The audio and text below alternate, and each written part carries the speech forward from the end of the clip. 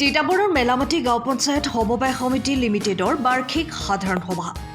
তিতাবৰৰ মেলামাটি গাঁও পঞ্চায়ত সমবায় সমিতি লিমিটেডৰ 2023-24 বৰ্ষৰ বাৰ্ষিক সাধাৰণ সভাখন মঙলবাৰে সমবায় সমিতিখনৰ মেলামাটিস্থিত কাৰ্যালয় প্ৰাংগণত অনুষ্ঠিত হৈ যায়।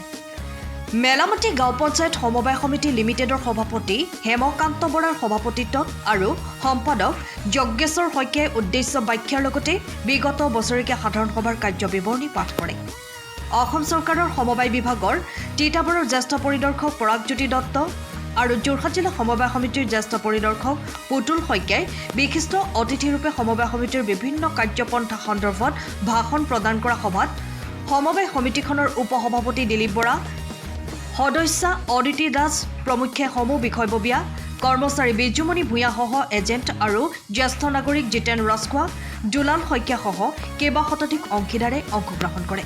সাংবাদিক প্ৰসেনজিৎ ৰাজখোৱা, জ্যেষ্ঠ নাগৰিক ৰমেন হাজৰিকাসহ কেইবাগৰাকী অংশীদাৰে বক্তব্য প্ৰদান কৰা সভাত সমিতিৰ ঊৰ্ধ্বতন ঋণৰ সীমা নিৰ্ধাৰণ, 2024-25 বৰ্ষৰ বাবে সমিতিৰ বাজেট গ্ৰহণ, আভ্যন্তৰীণ হিচাপ পৰীক্ষক নিয়োগ আৰু পাৰিতোষিক নিৰ্ধাৰণ কৰা সভাই সৰ্বসন্মতিমৰ্মে কেইবাটাও প্ৰস্তাৱ গ্ৰহণ কৰাৰ লগতে সৌৰশক্তি অংশীদাৰৰ বাবে ৰেহাই মূল্যত ৰাসায়নিক সাৰ, বীজ আদি যোগান, কেইবাটাও অভিলাষী আঁচনিৰ ৰূপায়ণৰ প্ৰস্তুতিৰ বিষয়ে জানিবলৈ দিয়ে।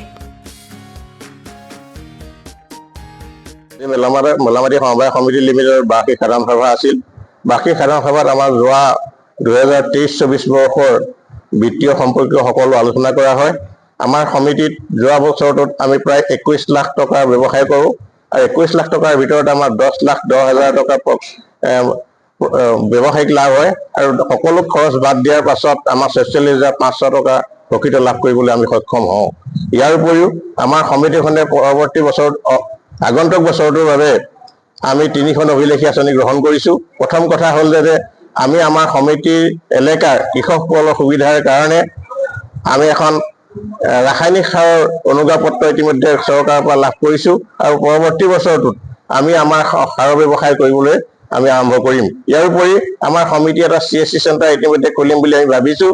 সেই CSC চেণ্টাৰটোৰ যোগেদি ইয়াৰ পৰৱৰ্তী আশে-পাশে থকা ৰাইজ আৰু আমাৰ অংশীদাৰসকল কিছু উপকৃত হ'ব বুলি আমি ভাবিছোঁ। ইয়াৰ উপৰি আমাৰ সমিতিয়ে এটা চৰকাৰ আঁচনি পঠোৱা হৈছিল, এইটো হ'ল সৌৰশক্তিৰ যোগেদি আমাৰ বিদ্যুৎ যোগান ধৰা। ইতিমধ্যে চৰকাৰে আমাক এই বস্তুটো অনুমোদন জনাইছে আৰু তাৰ প্ৰয়োজনীয় পুঁজিও আমাক যোগান ধৰিছে।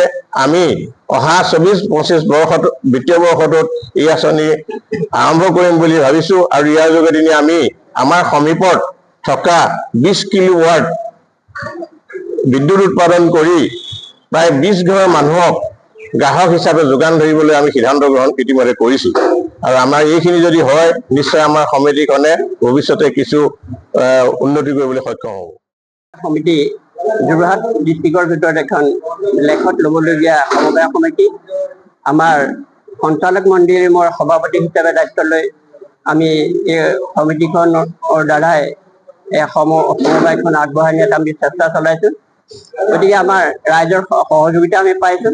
ৰাইজে আমাক যথেষ্ট অৰিহণা যোগাইছে এই ক্ষেত্ৰত আগবাঢ়ি যোৱাত আৰু আমাৰ কিছুমান অৱশ্যে অসুবিধা নোহোৱা নহয়।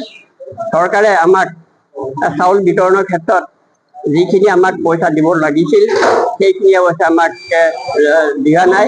গতিকে সেই ক্ষেত্ৰত আমাৰ অসুবিধা হৈছে। আমি আশা ৰাখিছোঁ চৰকাৰে আমাৰ অসুবিধাখিনি দূৰ কৰি এই সমবায় সমিতিসমূহক আগবাঢ়ি যোৱাত যাতে অৰিহণা যোগায় তাৰে কামনা কৰি আপোনালোকলৈ মই এই কথাটো আগবঢ়াম।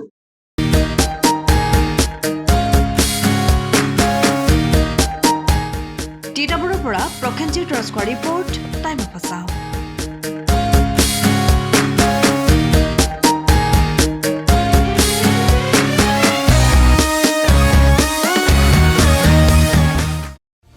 সময়ৰ খবৰ সময়ত পাবলৈ ফ'ল' কৰক টাইম অফ আছাম।